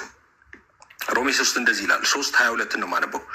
እርሱም ለሚያምኑ ሁሉ የሆነ በክርስቶስ ኢየሱስ በማመን የሚገኘው የእግዚአብሔር ጽድቅ ነው፣ ልዩነት የለምና ሁሉ ኃጢአትን ሰርተዋል፣ የእግዚአብሔርም ክብር ጎሏቸዋል። በኢየሱስ ክርስቶስ በሆነው ቤዛነት በኩል እንዲያው በጸጋው ይጸድቃሉ። በማ በኩል? በሆነው በጌታ እናት በማርያም በኩል በኢየሱስ ስም በኢየሱስ ክርስቶስ በሆነው ቤዛነት በኩል እንዲያው በጸጋው ይጸድቃሉ አለ። ዓለም የጸደቀው በማን ነው? በክርስቶስ ኢየሱስ በሆነው ቤዛነት ነው፣ በማርያም አይደለም። ስለዚህ ማርያም የዓለም ቤዛ ልትሆን አትችልም። የዓለም ቤዛ ኢየሱስ ነው። ይኸው ሁሉ ኃጢአትን ሰርተው ከላይ ሲጀምር ምን ይላል? ሁሉ ኃጢአትን ሰርተዋል ይላል፣ የእግዚአብሔር ክብር ጎሏቸዋል ይላል። ሁሉ ማለት ማርያምንም ይጨምራል። ማርያም ከሁሉ በታች አይደለችም። ሁሉ ነው ኃጢአት የሰራው፣ የእግዚአብሔር ክብር ጎሎታል ይላል። እሺ ከዛስ? በክርስቶስ ኢየሱስ በሆነው ቤዛነት በኩል እንዲያው በጸጋው ስለዚህ ሁሉም ታማሚ ነው፣ ሁሉም በሽተኛ ነው። ኦኬ፣ ሁሉም ኃጢአተኛ ነው። ስለዚህ የሚታደገው የሚቤዠው ሰው ይፈልጋል፣ ሪዴምፕሽን ይፈልጋል። ማን ነው ሪዴም እንዲያደርገው? ይኸው በክርስቶስ ኢየሱስ በቤዛነት በኩል ነው ይላል። ክርስቶስ ነው የዓለም ቤዛ፣ ማርያም አይደለችም። የክርስቶስ ቤዛነትና የማርያም ቤዛነት እኮ የተለያየ ነው። እንደዚህ የሚባል ነገር የለም። የኢየሱስ ክርስቶስ ቤዛነት ብዙ ጊዜ ይህንን ትኩረት አድርግ ሆን ቀጥሎ ላለው ምን ይላሉ? ለምሳሌ ቤዛ ማለት እኮ ጫማም ተብለዋል፣ ሙሴም ተብለዋል። እኛ ቤዛ ላይ አይደለም ችግራችን፣ ትርጉሙ ላይም አይደለም ችግራችን። የዓለም ቤዛ የሆነችበትን ምክንያት ነው። አትቁረጡት። የዓለም ቤዛ ነው። ሁልጊዜ ቤዛ ብላችሁ ፈታችሁ የዓለም ቤዛ አትበሏት። የዓለም ቤዛ ነው። የዓለም ቤዛ ማለት የዓለም ምትክ ማለት ነው። ማርያም ምን ስትሆን ነው የዓለም ምትክ የሆነችው? መቼ? የቱ ጋር? ይኸው በኢየሱስ ቤዛነት ነው፣ በኢየሱስ ምትክነት ነው የሚለው። እናንተ ከየት አምጥታችሁ ነው በማርያም ቤዛነት ነው የምትሉት? ማርያም ለዓለም ቤዛ የሆነችው መቼ ነው? ዓለምን ያዳነችው በምንድን ነው? ማርያም። እናንተ የምትሉት ያው ልጁ በመወለዷ ነው፣ የመወለዱ ምክንያት በመሆኗ ነው የምትሉት። ኦኬ፣ አንደኛ የመወለዷ ምክንያት በመሆኗ የዓለም ቤዛ ናት መጽሐፍ ቅዱስ አይልም። ሁለተኛ እሷ በመውለዷ ምክንያት ነው የምትሉ ከሆነ ኦኬ፣ እሷን የወለዱስ? እሷ ባትወለድ አትወልደውም። ስለዚህ ሐናና ኢያቄምም ቤዛ ናቸው ማለት ነው፣ ለማርያም መወለድ ምክንያት ናቸው። ስለዚህ ወደኋላ እንሄዳለን ማለት ነው። ስለዚህ ይሄ ኢየሱስ የዓለም ቤዛ ነው የሚለውን ትምህርት ለመጣላት የተፈጠረ ትምህርት ነው። ይሄ ማርያም የዓለም ቤዛ ነች የሚለው ማርያም የዓለም ቤዛ ሆና አታውቅም፣ ልትሆንም አትችልም። የዓለም ቤዛ ኢየሱስ ነው። የዓለም ቤዛ ዓለምን ምትክ ሆኖ ያዳነው። ምትክ ሆኖ ማለት ሁሉ ኃጢአት ሰርተዋል፣ የእግዚአብሔርም ክብር ጎሏቸዋል አይደል ያለው እዚህ ጋር። ስለዚህ ሁሉ ኃጢአተኛ ነው። ስለዚህ አንድ ንጹህ ሰው ይፈለግ ነበረ፣ ኃጢአት የሌለበት፣ ኃጢአት ያላወቀ አንድ ልጁን ስለ እኛ ኃጢአት አደረገው የሚለው መጽሐፍ ለዛ ነው። ተፈለገ፣ እግዚአብሔር አጣ ከሰው ልጆች መካከል። ለዛ እኮ ነው አምላክ ሰው የሆነው። ከሰው ልጆች መካከል ቢኖር እኮ ንጹህ ቢጎኝ እኮ አምላክ እኮ ሰው አይሆንም ነበረ። ተፈልጎ ግን አጣ። የጽድቅን ጥያቄ የሚመልስ ሰው የለም። ስለዚህ እግዚአብሔር በቃ እኔ ሰው ሆኜ ጽድቅን ጥያቄ መልስና ከሞት ወደ ሕይወት አመጣዋለሁ ሰውን አለ። ለዛ ነው ከስላሴ አካላት መካከል አንዱ እግዚአብሔር ወልድ ድህረ ዓለም ከድንግል ማርያም ስጋና ደም ተካፍሎ ተወለደ። ኦኬ፣ ስለዚህ እኛን ወከለና የእኛን ኃጢአት በደል ሁሉ ተሸከመና እሱ ተቀጣልንና የእኛን ቅጣት ተቤዠን። ሪዴምሽን ማለት እሱ ነው። የዓለም ቤዛ የምንለው እሱ ነው። ማርያምም ለምን ይቅርባት? እሱም በመውለዷ ከየት የመጣ ትምህርት ነው ይሄ? መጽሐፍ ቅዱስ አያውቀውም። ዮሐን ባለመታዘዟ፣ ኦኬ፣ ማርያም ደግሞ በመታዘዟ እንደዛ ሚል አለ መጽሐፍ ቅዱስ። አዳም ባለመታዘዙ ኢየሱስ በመታዘዙ ሚል አለ መጽሐፍ ቅዱስ ላይ።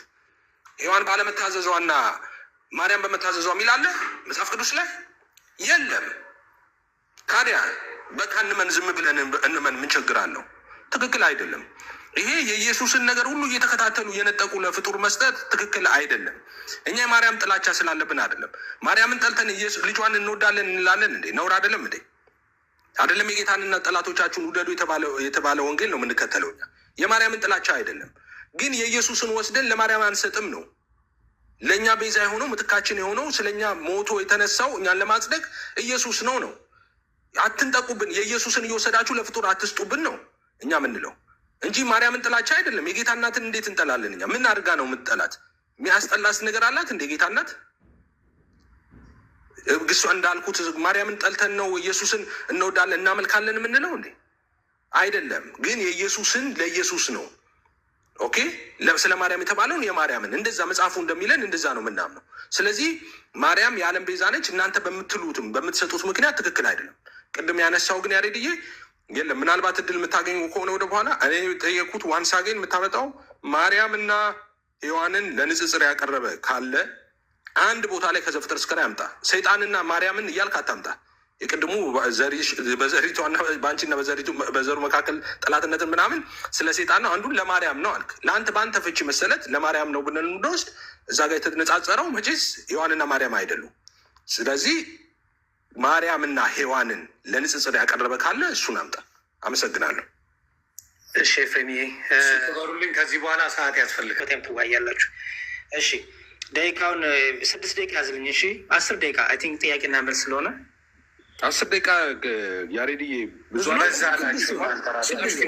ችግር የለውም ስላላችሁኝ ለሁሉም 6 ስለሚሆን እሺ 6 ይላል።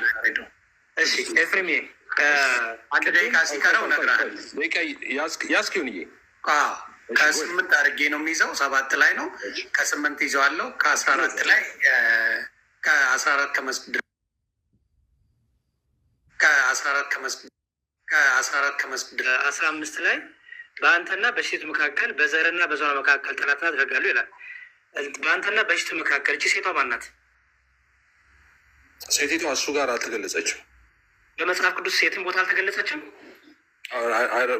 ሌላ ቦታ ከተገለጠች ታመጣለህ፣ ግን አልተገለጠችም እሷ ጋር። አይ ቅድም እቺ ሴት ማርያም አይደለችም። ማርያም ከሴጣን ጋር አወዳደር ካልከኝ የት አለ ማስረጃ ማርያም እንዳልሆነች? አንተን እንጂ በርደን ኦፍ ፕሩፍ ያለ እኮ አንተ ጋር። ማርያም አይደለችም ካልክ ማስረጃ፣ ማርያም ነች ካልክ ማስረጃ አምጣ። አንተ ማርያም አይደለችም ላልክበት ማስረጃ የለህም። እኔ ልሰጥክ ነው። ማርያም ነች ስለማይል ማርያም አይደለችም፣ ማርያም ብትሆን ማርያም ነች ይል ነበር። ጥሩ። ስለዚህ ዮሐንስ ራእይን ማንበብ አለብን ማለት ነው። እናንተ ጎሄድ ዮሐንስ ራእይ እሺ፣ ምዕራፍ 12 ቁጥር 17 እንዲህ ይላል። እሺ፣ ዘንዶም እዚህ ጋር ያው እሺ፣ ምድሪቱ ሴቷ ረዳቻት። ምድሪቷም አፏን ከፍታ ዘንዶ ከአፉ ያፈሰውን ወንዝ ዋጠችው። ዘንዶ በሴቲቱ ላይ ተቆጥቶ የእግዚአብሔርን ትእዛዝ የሚጠብቁትን የኢየሱስ ምስክር ያላቸውን ከዘሯ የቀሩትን ሊዋጋ ሄደ ይላል። እቺ ሴት ማናት? ማርያም አይደለችም። ስለ ኢየሩሳሌም ነው የሚያወራው፣ ስለ እስራኤል ነው የሚያወራው። ከዘሯ የቀሩትን ሊዋጋ ሄደ ስለ እስራኤል ነው እንጂ ስለ ማርያም አይደለም። እቺ ሴት የሚለው አዎ ሲሆንን ነው የሚያወራው። ምክንያቱም ዘንዶ ምድር እንደተጣለ ባየ ጊዜ ወንድ ልጅ የወለደችውን ሴት ይላል። ወንድ ልጅ የወለደችው ሴት ማናት? ወንድ ልጅ የወለደችውን ሴት ማለት እንደዚህ ሚን ኢየሱስን ማለት አይደለም።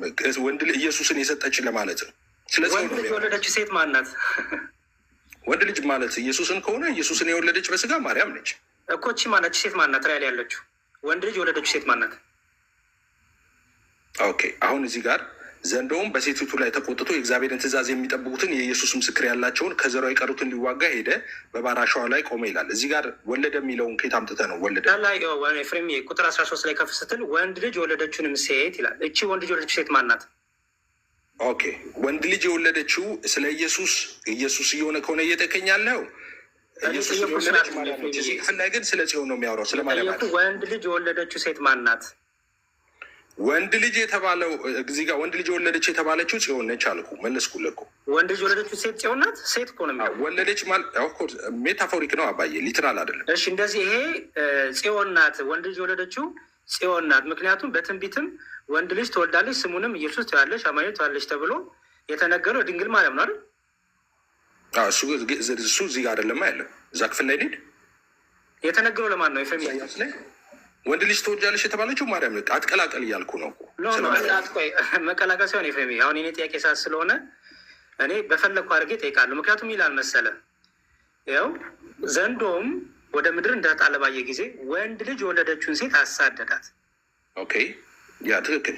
አሁን እኔ ወንድ ልጅ የወለደችው ሴት የተባለችው ጽዮን ናት ብሎ የተፈታበትን ማስረጃ ስጠኝ። ኦኬ፣ ስለዚህ አሁን አንድ እዚህ ጋር ሁለት ነገር ላሳይ። አንደኛ ማርያም ክንፍ ተገጥሞላት አልበረረችም። እዚህ ጋር ሴቲቷ ክንፍ ተገጥሞላት እንደበረረች ይናገራል። 14 ላይ ምንድን ነው የሚለው? የጥያቄ ሰዓት የኔ ነው። ወንድ ልጅ የወለደች ሴት አሳደዳት። እቺ ማናት? እቺ ሴት ወንድ ልጅ የወለደች ሴት። ኦኬ አሁንም ተረጋግተህ ስማኝ። ሜታፎሪክ ነው አገላለጡ። ማርያም አይደለችም ክንፍ ተሰጥቷት በረረች እያለ ነው። ማርያም ክንፍ ተሰጥቷት በራለች። እኔ ወንድ ልጅ ጋር ያለሁት ወንድ ልጅ የወለደችው ሴት አሳዳት። ይሄ ለማን የተነገረው? ኢሚዲየት ቀጣይ ቨርሱ እኮ ክንፍ ተሰጥቷት በረረች ይላል። ማርያም በረረች። እኔ ጥያቄውን መልስልኝ። ሊትራል አይደለም ሜታፎሪክ ነው። ማርያም ክንፍ ኖሯት በራ አታውቅም። ይቺ ሴት ጽዮን ናት? አዎ ጽዮን ነች። ጽዮን ናት። ማስረጃ ይሄ የተነገረው ለጽዮን ነው እንጂ ለማርያም አይደለም። ይቺ ሴት የተባለችው ወንድ ልጅ የወለደችው ጽዮን ናት እንጂ ማርያም አይደለችም የተባለበትም ማስረጃ። ኦኬ እሰጥሃለሁ። ትንሽ ትታገሰኛለህ። እመጣልሃለሁ። ሌላ ጥያቄ ካለ ሂድ። ወደ ሌላ ሂድ። የአንተ ጸጋና የማርያም ጸጋ አንድ አይነት ነው? የአንተ ጸጋና የማርያም ጸጋ ማለት ምን ማለት ነው? ምንም ማርያም ከኛ የተለየ ጸጋ የላትም ስላልክ የአንተ ጸጋና የድንግል ማርያም ጸጋ አንድ አይነት ነው እኮ። ያን ተና ማርያም ከኛ የተለየ ጸጋ የላትም ማለት ጸጋ ከእግዚአብሔር የሚሰጥ ነጻ ስጦታ ነው። ስለዚህ ማርያም ቆይ ስማኝ፣ ጥያቄን በደንብ ስማኝ። ጥያቄ ቅድም ምናል የእኛም ጸጋ የድንግል ማርያም ጸጋ አንድ አይነት ነው ብላል። የአንተ ጸጋና የድንግል ማርያም ጸጋ አንድ አይነት ነው ወይ?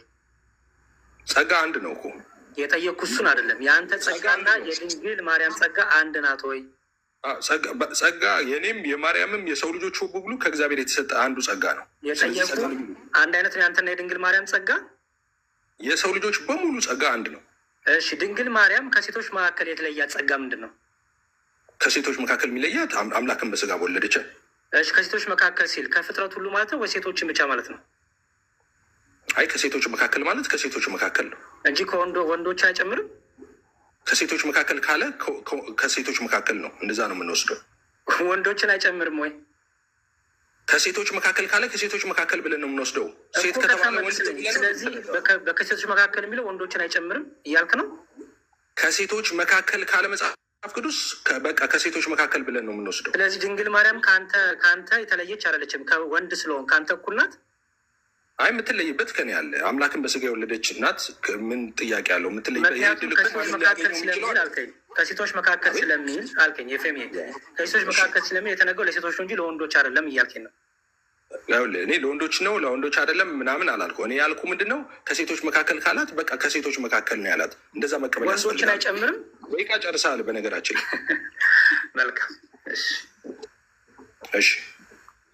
እሺ ቀጥል ኤፍሬም። አመሰግናለሁ። እሺ ያሬድዬ። እሺ ዮኒ ይዘጋጅና ደቂቃ ሬዲ አድርጉለት ፕሊዝ። እሺ ዮኒ ጀምር ስትለኝ ጀምራለሁ። ጀምር። እሺ እዚህ ጋር ምን አልከኝ አንተ? እንግዲህ አንተ ያመጣኸው ነው። እባቡም ይልና ሴቲቱን በወንዝ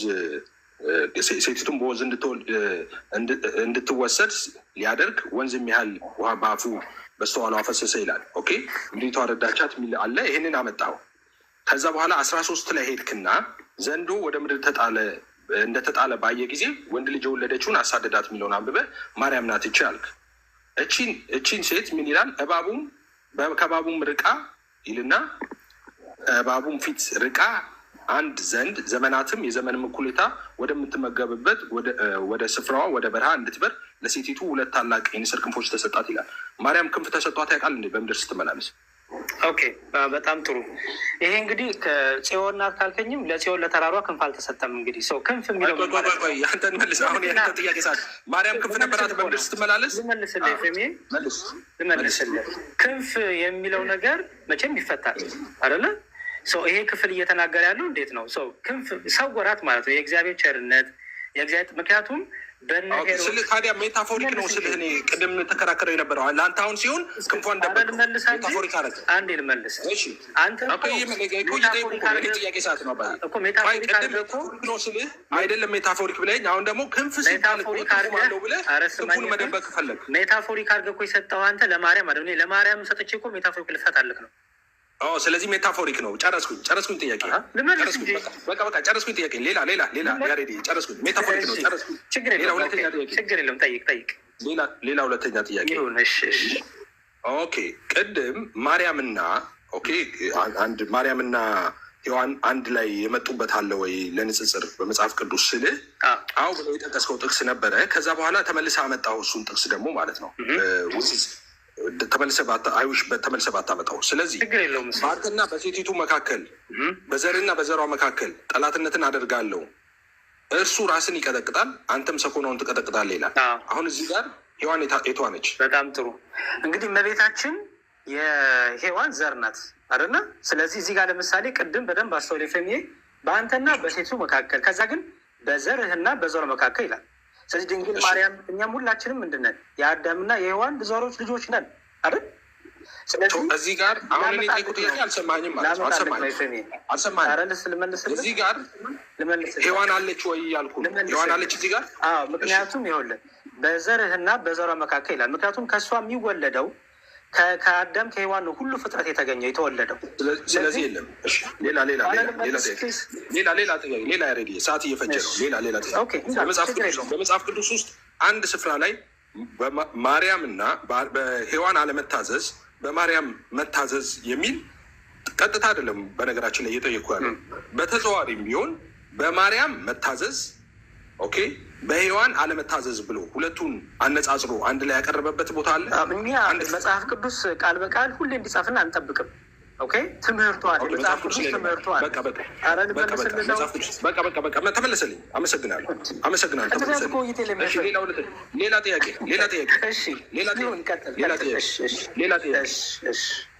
ሌላ ጥያቄ እኛ መቼ ጸጋ ነው የተቀበልነው? መቼ ነው እኛ ማለት ስትለኝ በክርስቶስ ኢየሱስ አምነን አስቀድመን ጸጋ ተቀበልን ማለት የምህረትን ቃል ኪዳን የምህረትን ያ ጌታ እግዚአብሔር ለአዳምና ለልጆቹ ምህረት ሊያደርግ ያንን ምህረት አስቀድሞ ሰጠን ማለት ነው። ጸጋ ነው የሚለው እንደዚህ ይላል። ይኸውልህ ላንብብልህ። ሐዋርያ ቅዱስ ጳውሎስ እንደዚህ ነው የሚለው እንደዚህ ይላል። ይኸውልህ ያዳነን በቅዱስ አጠራሩም የጠራን እግዚአብሔር ነውና ይህም እንደ ራሱ ሀሳብና ጸጋ መጠን ነው እንጂ እንደ ስራችን መጠን አይደለም። አንደኛ እንደ ራሱ ጸጋ ይላል። ጸጋ እሱ ነው፣ እኛ የምንቀበለው ነው። ይህ ጸጋ ካለ በኋላ ከዘላለም ዘመናት በፊት ከክርስቶስ ኢየሱስ ተሰጠን ይላል። መቼ ነው የተሰጠን? ይሄ አስቀድሞ ይሄ እኮ የሚያሳየው አስቀድሞ በእግዚአብሔር ዘንድ እኛን ለማዳን የተወጠነው እኛን የማዳን እግዚአብሔር የፈቀደው ልጁን ልኮ ለማዳን የፈቀደውን ያን ጸጋ ነው። ከዛ በልጁ ያን ጸጋ ተቀበልን። አስቀድመን ለዚህ ጸጋ እግዚአብሔር ወደደ፣ ፈቀደ፣ በዚህ ጸጋ ያዳነን። ከዛ በኋላም በልጁ በዛ ጸጋ አዳነን። ልጁ የአብ ጸጋው አብ የሰጠን የአብ ልጁ ቤዛ ሆኖ ለእኛ ተሰጠን። ቀኑን ጊዜውን ነበር የምፈልገው። በጣም ጥሩ። ስለዚህ አሁን ሉቃስ 1 ላይ እንሂድ። ሉቃስ 1 ላይ እንሂድና ስለ ማርያም የተነገረውን ላንጣው። ቅድም የጠየቀኝ ጥያቄ መልሼ ላምጣው።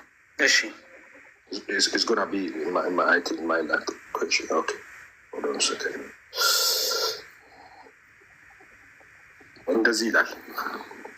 መልአኩም በእሷም ባየችው ጊዜ ከንግግሩ በጣም ደነገጠች። ይህ እንዴት ያለ ሰላምታ ነው ብላ አሰበችና መልአኩም እንደዚህ አላት፣ ማርያም ሆይ በእግዚአብሔር ፊት ጸጋ አግኝተሻልና አትፍሪ አላት ይላል። ይህን ጸጋ ያገኘችው መቼ ነው? አስቀድሞ እግዚአብሔር አዳምን ሊያድን ሲያስብ አዳምና ልጆቹ ሊያድን ሲያስብ ትንቢትን ሲያናግር በትንቢተ ኢሳያስ ምዕራፍ 7 እንደምናነበው እነሆ ድንግል ጸንሳለች ያለ ትንቢት ሲያናግር ያ ገና ድንግል ማርያም ከእናት ከአባቷ ከመወለዷ በፊት እግዚአብሔር ይህችን ንጹሕ ዘር ይህችን እናት አስቀድሞ ከኛ በፊት ነው። እኛ ከመሰጠቱ በፊት ነው ጸጋ ጸጋ ያ የእግዚአብሔር ልጅ ለእኛ ከመሰጠቱ በፊት ነው። ለአንተና ለእኛ የተሰጠ ለእሷ ሲሰጣት የአምላክ እናት የመሆን ጸጋ የተሰጣት አይደለም። ጸጋው ልዩነቱን አይደለም ያልኩት፣ ለእኛ ከመሰጠቱ ጊዜው ነው እየጠየኩ ያለሁት። ለእኛ ጸጋ ከመሰጠቱ በፊት ነው። ልመልስልህ ኤፍሬም፣ ይኸውልህ ድንግል ማርያም ከመወለዷ በፊት አይደል ትንቢት የተነገረው አይደል? ከእናት ከአባቷ ከመወለዷ በፊት ትንቢት የተነገረው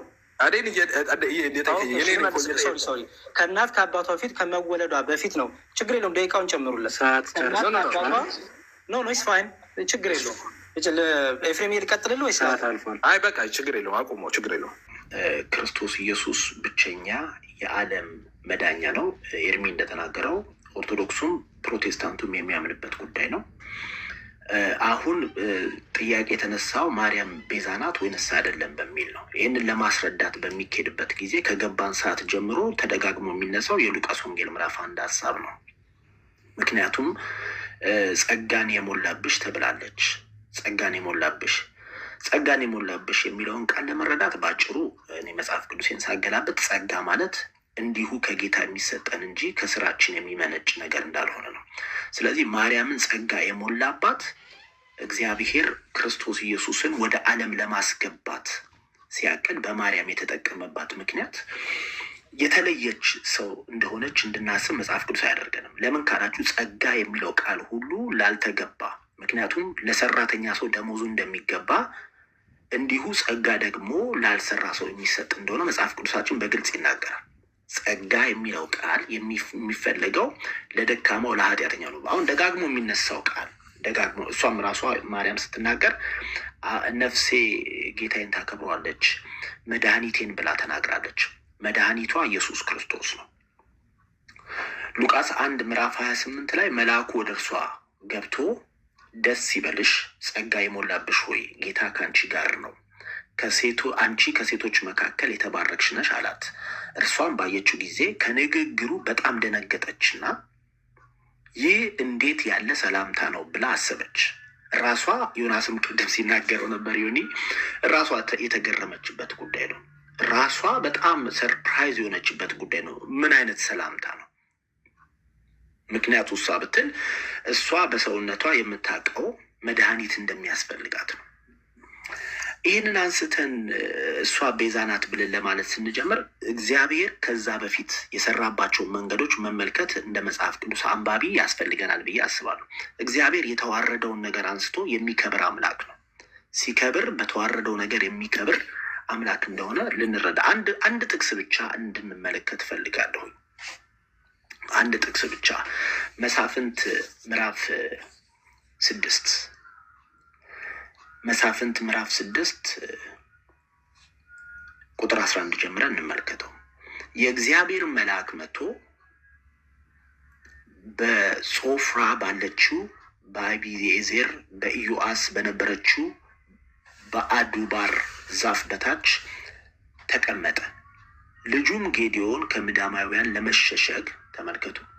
ልጁም ጌዴዎን ከምዳማውያን ለመሸሸግ በወይን መጥመቂያ ውስጥ ስንዴ ይወቃ ነበር። የእግዚአብሔር መልአክ ለእርሱ ተገልጦ አንተ ጽኑ ኃያል ሰው እግዚአብሔር ካንተ ጋር ነው አለው። ተመልከቱ፣ አንተ ጽኑ ብሎ የሚለው እግዚአብሔር ከምድያማውያን ፈርቶ የተሸሸገውን ሰው ነው። ስለዚህ እግዚአብሔር የጌዴዎንን ኃይል ተጠቅሞ እግዚአብሔር የጌዴዎንን ብርታት ተጠቅሞ አይደለም እስራኤላውያንን ከምድያማውያን እጅ ነፃ ሊያወጣቸው የመጣው። ይኸው ተመልከቱት እኮ አንተ ጽኑ ብሎታል፣ አንተ ኃያል ብሎታል ብለን መከራከር አንችልም። ክፍሉን የምታውቁት ሰዎች ከፍም ዝቅም ብላችሁ ማንበብ ትችላላችሁ። ለማርያምም የመጣው እንዲሁ አይነት ሰላምታ ነው። ጸጋን የሞላብሽ ተብላ ስትል የቅድስናዋ መጠን ልክ ጨምሮ ከሴቶች መካከል ልዩ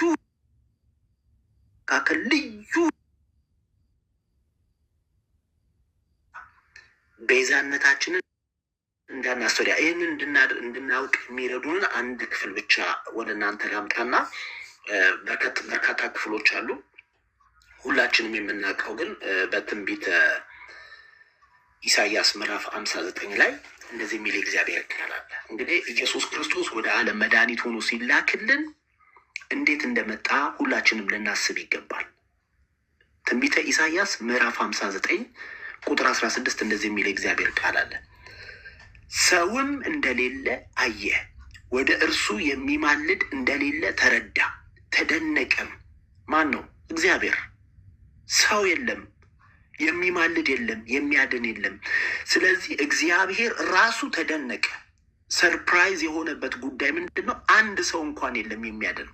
ተደነቀም ካለ በኋላ ስለዚህ የገዛ ክንዱ መድኃኒት አመጣለት፣ ጽድቁም አገዘው ይላል። ይሄንን ነው እየተናገርን ያለ ነው። ወንጌል በአዲስ ኪዳን ስናነብ ስለ ኢየሱስ ክርስቶስ ብቻና ብቻ ነው። ወንጌል ነው፣ የምስራች ነው። ሰዎች ከኃጢአት የዳኑበት እግዚአብሔር ከላይ ከሰማይ ሆኖ ሲመለከት ውይ ማርያምን አገኘው ብሎ አይደለም ያለው። ውይ ሙሴን አገኘው ብሎ አይደለም ያለው። የሆነን ሰው አግኝቶ እግዚአብሔር ልቡ አላረፈም። ለዘለዓለም ድህነትን መድኃኒት የሆነውን ኢየሱስ ክርስቶስን ወደ ዓለም ሲያስገባ እግዚአብሔር አንድ ሰው አላገኘም። እኔ አይደለሁም መጽሐፍ ቅዱስ ነው፣ አንድ ሰው አላገኘም። ከዛ ምን አደረገ? እግዚአብሔር ተደነቀ።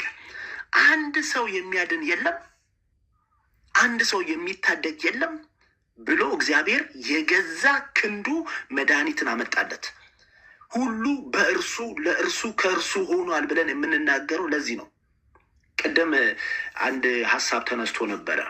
ማርያም ፈቃደኛ ሆና እሺ ባትል ኖሮ መድኃኒታችንን ኢየሱስ ክርስቶስን አናገኘውም ነበር፣ አይመጣም ነበር የሚል ዮኒ በጣም ጥሩ መሞገቻ ሀሳብን አስቀምጠ ነበረ። ከኤልሳቤጥ በእርጅናዋ ጊዜ ዮሐንስ ሲወለድ እነ ዘካርያስ ተስማምተው አይደለም። የሰው አለመስማማት የሚከለክለው አምላክ አይደለም ያለን። ስለዚህ ማርያም እሺ ብላ ተስማምታለች። አዎ። የጌታ ባሪያ እንደ ቃል ይሁንልኝ ብላለች። አዎ። ይሄ ደግሞ ያስመሰግናታል፣ አክሊል ያሰጣታል። የተለየች፣ የተባረከች፣ የተወደደች የጌታችንና የመድኃኒታችን የኢየሱስ ክርስቶስ እናት ናት። እሰየው፣ ደስ ይለናል፣ እናከብራታለን፣ እንወዳታለን። በዚህ ነገር ላይ ምንም የምናመቻመቸው ጉዳይ አይደለም። ግን ስለ ወንጌል ሲነሳ ወንጌልን ለመከለል ወንጌልን ወደኋላ ለማድረግ የሚነሳ ሀሳብ ሆኖ ሊቀርብ አይችልም፣ አይገባም።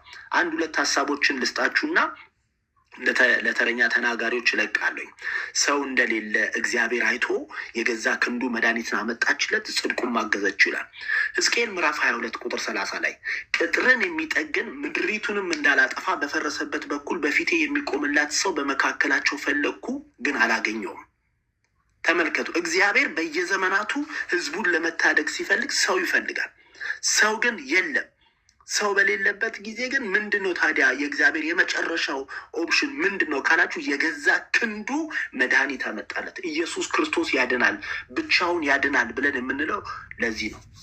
ወገኖች አንድ ነገር ልንገራችሁ። በእውነት ስለ ኢየሱስ ብቻ ሲነገር የምትገፋ ማርያም አለች ብላችሁ ካሰባችሁ ተሳስታችኋል። ማርያም ራሱ ስትጠየቅ በቃና ዘገሊላ የወይን ጠጅ አልቆባቸው እባክሽን ወይን ጠጅ አለቀብን ብለው ሲነግሯት ወደ ኢየሱስ ክርስቶስ ሄዳ ወይን ጠጅ እኮ አለቀባቸው ብላ ባለችው ጊዜ ለኢየሱስ ክርስቶስ አንቺ ሴት ከአንቺ ዘንድ ምን አለኝ ብሎ ሲመልስላት ሄዳ ለነዛ ሰዎች ለነገሯት ሰዎች ያለቻቸው አንድ ነው፣ የሚላችሁን አድርጉ። ሚዩት እያደረግን ሀሳቤን እስክጨርስ ብዙ ሰዓት ቁጭ እየሰምቻችኋለሁ፣ እጨርሳለሁ እንቶሎ የሚላችሁን አድርጉ። ስለዚህ ወደ ኢየሱስ ክርስቶስ ፎከስ ብናደርግ የሚከፋት እናት አለችው ብላችሁ እንዳታስቡ። ኢየሱስ ክርስቶስ ቤዛ ነው። ማርያም በየትኛውም አጋጣሚ በየትኛውም ሁኔታ ቤዛ ልትሆን አትችልም። በተለይ መጽሐፍ ቅዱስ ካስቀመጠልን ሀሳብ ተነስተን ስናወራ ቤዛ ማለት ምትክ ነው። ሞታችንን የሞተው ኢየሱስ ነው። ይህንን ስንል ግን በነፍስሽ ሰይፍ ያልፋል የተባለውን ያለፈችበትን ቻሌንጅ ያለፈችበትን መከራ የምንረሳ ሰዎች ደግሞ አይደለንም። ምክንያቱም መጽሐፍ ቅዱስ ቅዱሳንን ስላገለገላችሁ የሚረሳ አመፀኛ አይደለም እግዚአብሔር ተብሎ ተጽፏል። እኛ እንኳን ትንሽ አገልግሎት አገልግለን ያገለገልነውን አገልግሎት የሚረሳ አይደለም፣ እንኳን የማርያምን በነፍሷ ሰይፍ ማለፏን ማለት ነው። ግን ይሄ ለወንጌል መከለያ ሆኖ የሚጠቀስ መሆን የለበትም።